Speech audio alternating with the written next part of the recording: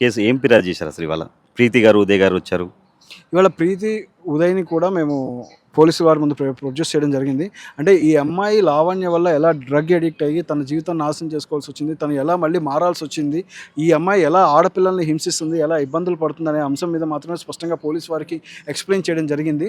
ఇవాళ చిలికి చిలికి గాలివాన అయినట్టుగా ఒక ముఖ్యమైన విషయం ఏంటంటే రాజ్ తరుణ్ మీద చేస్తున్న అలిగేషన్స్‌లో ఆవిడ 2 చెప్తోంది. రాజ్ తరుణ్‌ని పెళ్లి చేసుకున్నానని చెప్తుంది. రాజ్ తరుణ్ నన్ను పెళ్లి చేసుకుంటాడని ఆవిడ చెప్తుంది. అంటే ఆవిడ నోటికి ఏది ఇష్టం వస్తే అది ఇష్టం వచ్చినట్టు మాట్లాడడం కాదు.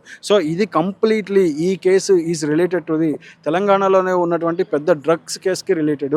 సో ఇది ఏదైతే టిఫిన్ సెంటర్ హైదరాబాద్లో వెలికి చూసి డ్రగ్స్ వివాదం పెద్దదైందో దాంట్లో లావణ్యకి ఉన్నీత్ రెడ్డి అలియా సింటుకి ఉన్న సంబంధాలు ఎలా ఉన్నాయి, తను ఎవరెవరి వల్ల అంటే తను ఎవరెవరిని టార్గెట్ చేసింది, ఎవరెవరిని టార్చర్ చేస్తుంది, ఎవరెవరిని మానసికంగా క్షోభ పెడుతుంది, ఎవరన్నా రిలీజ్ చేస్తామన్నా వీడియోస్ చేస్తామన్నా ఏదైనా చేస్తామన్నా ఎంత హింసకు గురి చేస్తుందనే ప్రతి అంశాన్ని క్షుణ్ణంగా పోలీస్ వారికి చెప్పడం జరిగింది. సో వాళ్ళిద్దరూ ఇవాళ ఏదైతే పిల్లలిద్దరూ వచ్చారో ప్రీతి అని ఉదయ్ వచ్చారో వాళ్ళిద్దరూ they are the main witnesses అవ్వబోతున్నారు. పోలీస్ వారికి కూడా వాళ్ళు పూర్తిగా సహకరిస్తారు. ఏ సమయంలో వాళ్ళు పిలిచినా ఇన్వెస్టిగేషన్కి వచ్చినా ఆధారాలు చెప్పడానికి వాళ్ళు రెడీగా ఉన్నారు.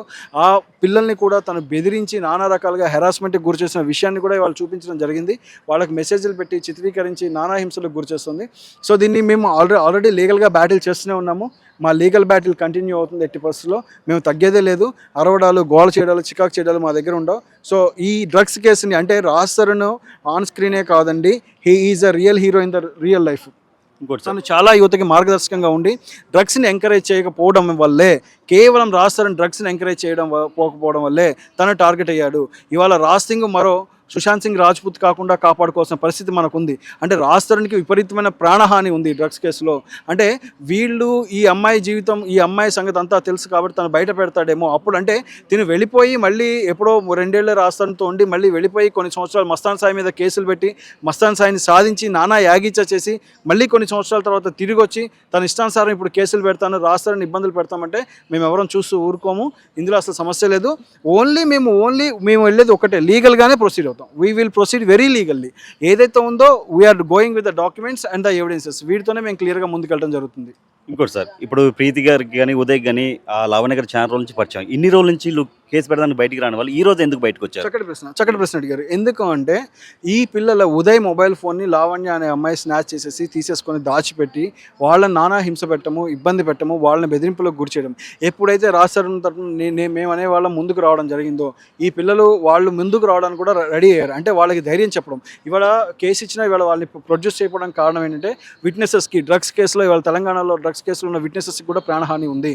సో వాళ్ళకి ఏమైనా కావచ్చనే ఉద్దేశంతోనే త్వరలోనే ఫుల్ ఫ్లెడ్జ్డ్గా రాజ్ తరుణ్తో పాటుగా వాళ్ళు కూడా మీడియా ముందుకు వస్తారు జరుగుతుంది. ఎందుకు రాజ్ తరుణ్ డ్రగ్స్కి అగెనిస్ట్గా ఇంత ఫైట్ చేస్తున్నాడు అంటే తను అసలు అలాంటి సంఘటనల్ని అలాంటివి యువతకి అలవాటు చేస్తానంటే ఇష్టపడదు. ఎందుకంటే he is a down to earth hero. చాలా కష్టపడి కింద నుంచి పైకి వచ్చినటువంటి వ్యక్తి. అలాంటి వ్యక్తిని ఇలాంటివి ఎంకరేజ్ చేయమన్నప్పుడు వాళ్ళు ఎందుకు ఇష్టపడతారండి? వాళ్ళు ఎందుకు ఇష్టపడతారు? సో కాబట్టే అతను ఆల్రెడీ వెళ్ళిపోయింది. ఈ అమ్మాయి ఎప్పుడో వెళ్ళిపోయి కూడా కొన్ని సంవత్సరాలు అయిపోయింది. ఎప్పుడో తను ఉన్నదే 2 ఏళ్ళు, ఆల్మోస్ట్ తను రాజ్ తరుణ్ నుంచి దూరం జరిగి 8 ఏళ్ళు అయిపోయింది. సో ఇప్పుడు వచ్చేసి మళ్ళీ నువ్వు ఈలోపే మస్తాన్ సాయిని లవ్ చేసి మస్తాన్ సాయిని ప్రేమించాను, నీ లవ్ని యాక్సెప్ట్ చేసి లెటర్లు ఇచ్చి ఇప్పుడు మళ్ళీ నువ్వు అగెనిస్ట్గా రాజ్ తరుణ్ వస్తానంటే we don't tolerate the things అండి. అందులో మాత్రం ఉండదు. ఇది we are going with a very legal procedure and we will proceed to the court of law. మాకు కోర్టుల మీద నమ్మకం ఉంది, న్యాయం మీద నమ్మకం ఉంది. Justice for Raj Tarun to be happen. ఇంకోటి సార్, నేను డిబేట్లో శేఖర్ భాష గారిని చెప్పుతో కొట్టడం జరిగింది లావణ్య గారు. అసలు ఎందుకని? ఇంకోటి శేఖర్ భాషకి కేసుతో సంబంధం ఏంటి? రాజ్ తరుణ్ గారు డబ్బులు తీసుకొని చేస్తున్నాడని చెప్పి అంటుందామే allegations. Yes, wonderful question. Shekhar భాషకి ఈ కేసుతో సంబంధం ఏంటి? ఈ డిబేట్లో కూడా చెప్తూ కొట్టడం జరిగింది. ఇవాళ శేఖర్ భాష అనేవాడు చేసిన పాపం ఏంటి? ఫస్ట్ చెప్పండి. ఏం మాట్లాడకూడదు శేఖర్ భాష? శేఖర్ భాష ఇందులో చేసిన తప్పేంటి? క్లియర్లీ శేఖర్ భాష కోసం మేము we have done the background work. మేము కావాల్సిన ఎవిడెన్సెస్ అన్ని గ్యాదర్ చేశాము. ఎందుకంటే మేము కూడా అదే చెప్తాం. ఇవాళ మొన్నటి వరకు మీడియాలో ఫ్రంట్ రోలో ఓన్లీ శేఖర్ భాషనే ఉన్నాడు. ఎందుకంటే ప్రాపర్ ఎవిడెన్సెస్ గ్యాదర్ చేయడానికి ఇట్ విల్ టేక్ టైం. ఇప్పుడు పూర్తి ఎవిడెన్స్లతో మాత్రమే మేము పోలీస్ వారిని అప్రోచ్ అవుతున్నాం. సో ఈ పూర్తి స్థాయి ఎవిడెన్స్లన్నింటినీ మేము ఖచ్చితంగా ప్రొడ్యూస్ చేసి తీరుతాము. Shekhar Basha is fighting for the good social cause అండి. అగెన్స్ట్ ది డ్రగ్స్ ఫైట్ చేయడానికి Shekhar Basha is not a responsible citizen అయి ఉండాలి కదా. ఇప్పుడు మీరు భారతీయ media is against drugs or not? డ్రగ్స్ని కన్జ్యూమ్ చేయమని మీరు ప్రోత్సహిస్తారా? అగెన్స్ట్ కన్జ్యూమేగా. అంటే భారతీయ మీడియా ఫైట్ చేస్తుంది కదా.